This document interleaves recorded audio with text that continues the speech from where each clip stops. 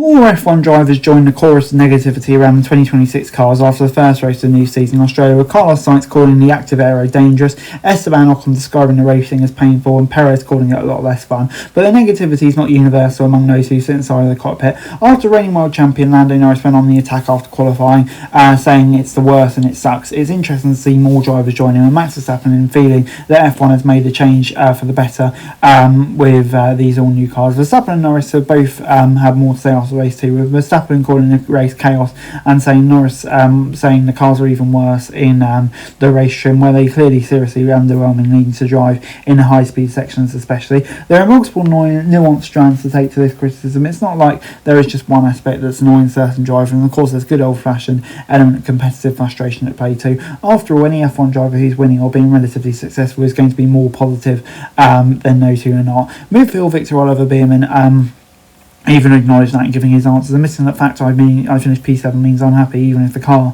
is not the most fun to drive. And nevertheless, there appears to be a growing groundswell of opinion that these rules are problematic in multiple ways. The word that came out repeatedly when the drivers questioned about how the race played out on this track and proper battles, both Behrman and Norris had forthright things to say about how battery management now completely dictates the on-track action in a way he finds enjoyable. It's a bit ridiculous, to be honest, Behrman said, to have that much delta in a button and to lose that much on the next straight is also very non-linear. So what you gain on the straight where you use the boost is a quarter as much as where you lose on the next straight. So unless you basically complete the move at the start of the straight, as in you exit the corner, you complete the move, and then you harvest the next straight, you're going to get back. That's not racing, that's Formula E. Behrman and Haas teammate Ocon offer a very valuable perspective because they were in the thick of the race on midfield battles. Behrman with Lindblad and Ocon with Gasly. So they were trying to race close for long periods rather than simply driving their own races and relying on pit strategy to move forward. It's painful because you can't really do as much as drivers. I said Ocon, once you've used the boost button, you've managed to overtake, or even if you overtake, actually you're just vulnerable going on the next straight. The other guy who's going to overtake you, with what happened, Pierre, like 3 times, happened with Gabby as well when I was fighting him 2 times, but I just overtook and got overtaken, and it's frustrating. I feel like it's very artificial in a way you have to drive. There's something Sergio Perez also said about his first race back in F1 after a year away, calling it too artificial. Well, Gasly said it's not natural, while also being at pains to defer any real criticism for a bigger sample set. It's very hard to understand what's going on. Perez explains, sometimes you do a small left and it changes more than you'd expect. Sometimes I was driving 30k quicker into turn 3 because of a different lift or different throttle pickup. Some things differently I don't understand. It's very different to Formula 1, what I was used to, so it's a lot less fun. Definitely it's not as fun as I used to be on the racing side. Not great, to be honest. Norris warned another jump on the artificial racing team, calling it way too much, albeit in quite measured tone, but he said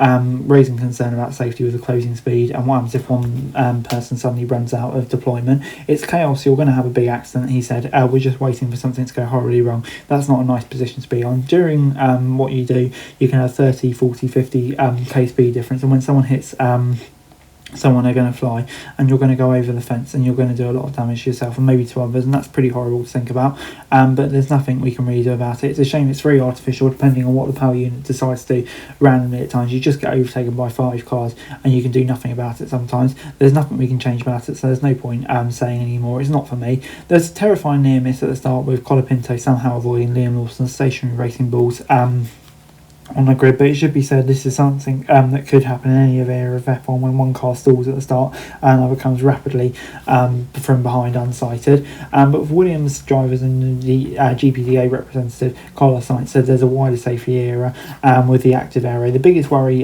for me is about racing on that one. I feel like I was really sketchy with straight line mode on. Everyone was back straight. It felt really dangerous and very difficult to control the car in the slipstream. And when they're racing someone else, that's the same. It's just a straight line. It's not bad because it's like DRS last year. But when there's a bit cornering and bit cars using SLM, there's corners in turn 7, 8 on the back straight. It also feels less sketchy. For sure, lap 1 overtaking doesn't seem to be very safe at the moment with SLM active. And for Sainz criticism drifts from pure safety to the fact that cars now are having to use these potentially dangerous active aero because of how power starved the new engines are. The issue is not SLM. The SLM we need, if not, you guys saw what we were doing, lifting coast like crazy yesterday and quality sites added. Or you shouldn't need not to have active aero for racing, in my opinion. I think the active aero is the SLM is a plaster on top of the issue.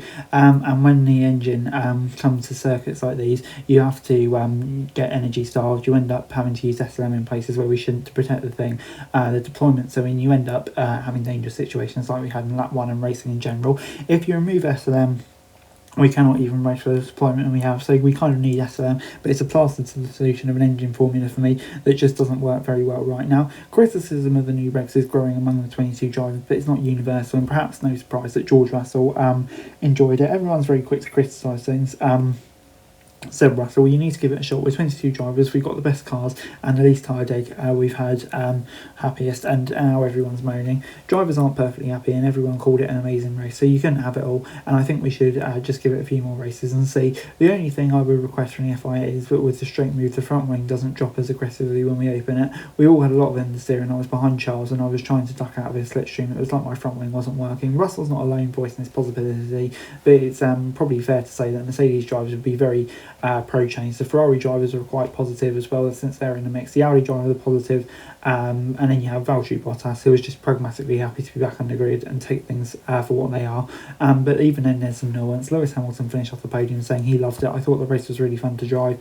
I thought the car was really fun to drive. I watched the cars ahead and they were good battling. I thought it was awesome. With 20 cars ahead, maybe you see it differently, but from my position, I thought it was great. Now that may be because Hamilton just hated the last sets, or he is truly loving the new cars. Charles Leclerc, though, was less enthusiastic, natural in his stance, saying that, you know, there is some positives, but also kind of laying off negatives. I think qualifying as well with the energy management, the chess, I mean, that wasn't great, was it? You want to see cars just going at full power qualifying, not having to lift off at the end of straights. Guys, that's it for this video. Thanks very much for watching. Remember to like, share and subscribe. Follow us on our socials, link in the description below for daily F1 news, meme and content. Subscribe to our other channels on screen right now, that'd be greatly appreciated. Thanks very much for watching. Peace out.